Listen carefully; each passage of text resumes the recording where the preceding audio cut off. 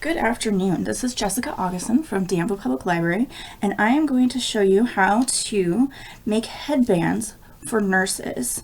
Now, a lot of nurses right now are wearing face masks that go right around their ears, and that can hurt if you're wearing those all day. So what we're going to do is make a headband with buttons here in the middle so that the band goes around the button rather than around the nurse's ear, which will give them a lot more comfort. So this is a demonstration for people who don't actually know how to sew because, well, that's what I am. And I just raided supplies for my family's sewing box. So we get what we get here. It'll be fun.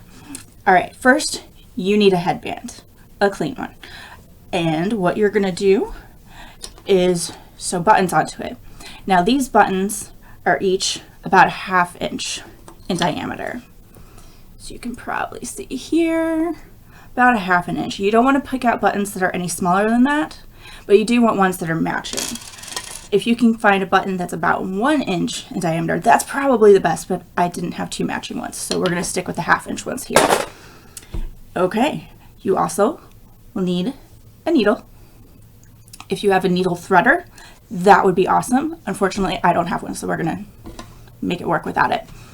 Pair of scissors and 2 lengths of thread.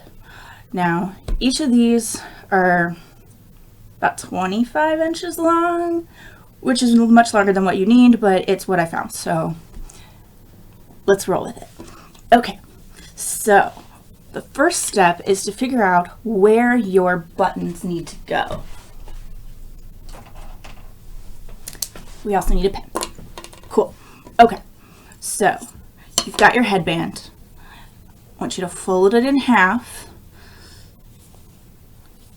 Not like this, but so that the back end is all together and the top end is all together. So fold it in half like this, and then measure 4 inches from the bottom, and that right there, 4 inches, is where you're going to put your buttons. Now go ahead and take a pen and make a tiny little dot that probably only you will ever be able to see because you're going to sew a button on top of it, so who cares, right? Flip it over, make sure your measurement's correct, and we'll do it again on this side. Tiny little dot. I'm making mine an X because that way I can see it better. We'll set the ruler aside. Next, thread the needle.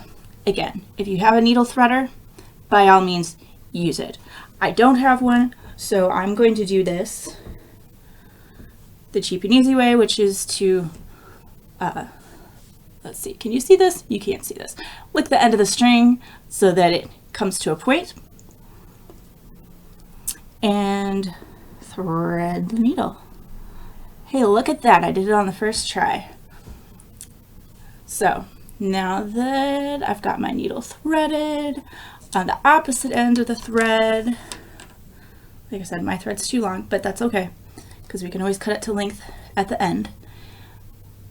We want to tie your thread and get a good knot going so that it doesn't pull through all the way once we start sewing the button on.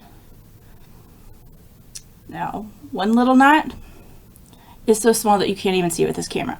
So we want to tie at least 2 or 3 knots, one on top of the other, so that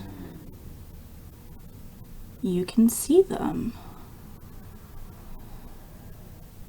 And that's going to take a little bit of practice because these are tiny, tiny knots that I'm sewing, that I'm tying here, and I want to try to get them on top of each other. And I am failing every time, so let's keep her going and we'll try this. See?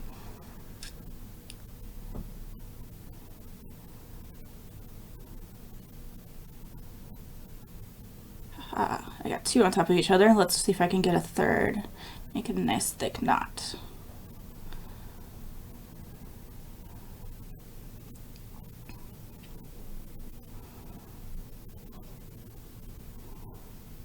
Okay.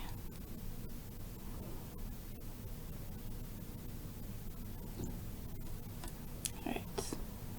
So now you can see against my hand there.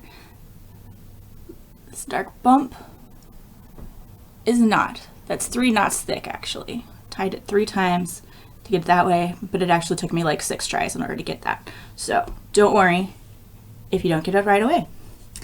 Now then, get your button.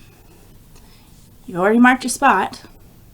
See, I've got a little like dark dot there. And place your button right over your marker. And then from the back, hold it in place with your thumb. Flip it over. Then find one of the holes and poke it on through.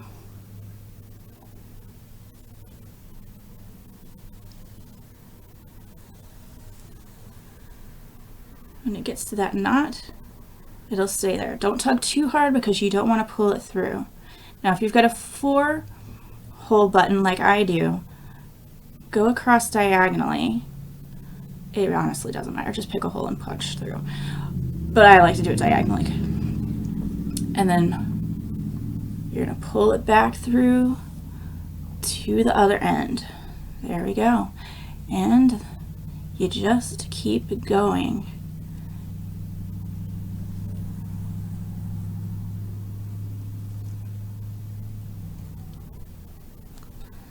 Now, sometimes you might make a mess in the back like I just did because my string's too long. So I've got this whole big knot forming back here.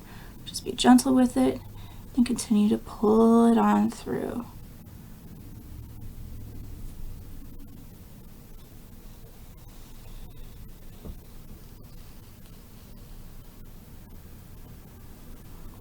Okay.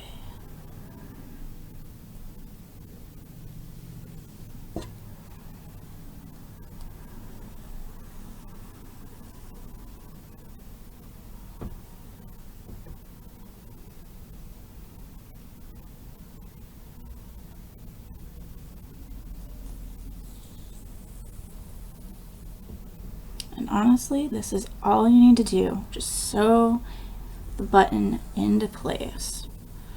Once you finish with the first button, you can go on to the second one. And when I finish this guy, you want to go through several times. That's why my string is so long, because I want to make sure that I'm going through in and out this button many, many times. Because if you don't go through enough times, it won't stay strong and it won't stay in place, and then it's going to fall off at a really inopportune time and maybe fall on a patient, and that would be bad. So keep on stringing it through. I know this is fascinating to watch. Oh, look, I got tangled. Okay, no problem.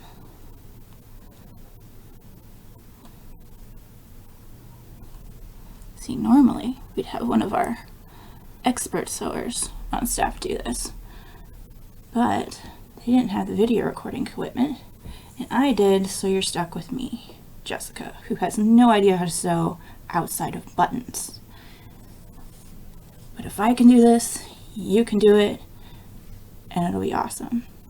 And the whole idea is that if you have the materials that you can do this, then you can contact a local agency, nursing home, hospital, doctor's office, whatever, and see if their nurses are in need of this kind of headband. Or other staff too, because everybody wearing these, and of course the governor's stay-at-home order says that everybody who's outside needs to be wearing a mask starting May 1st. Out in a public place, that is. Then we're all gonna need to remember to wear our masks. You'll have one of these for yourself, so you don't hurt your ears.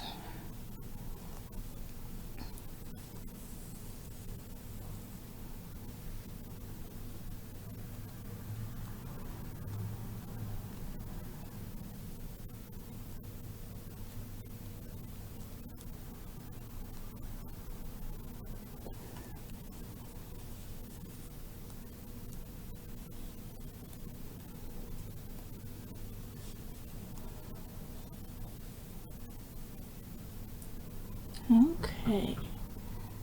Now then.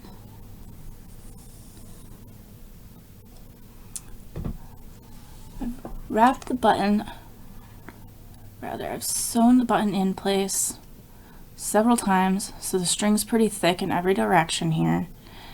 And so now I'm ready to tie it off. And you do that from the inside. You've got your string coming out on the end. And what you'll want to do, I'm not sure if you can see this very well, everything's kind of dark, but this is this original string with the knot on it, and over here I have my string with the needle on the end. So I'm going to create a kind of knot by poking the needle in only part way and just sort of immediately poking it right back out. Can you see how that works?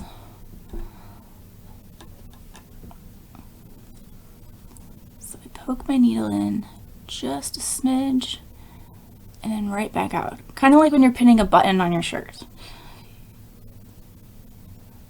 Pull it through.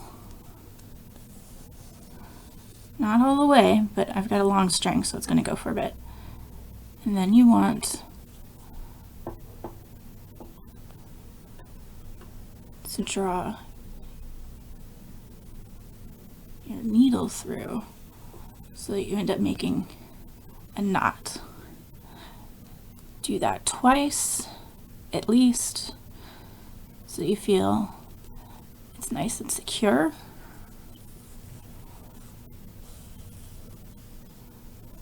Okay, got my loop. Draw the needle through. There we go.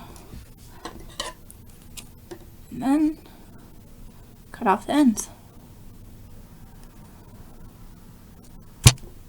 Here's that one. Here's the original one with the knot. There you go. So now we've got a button. All we have to do, same exact thing to the other side, and then we will have a nice little headband to wear when you're wearing a mask.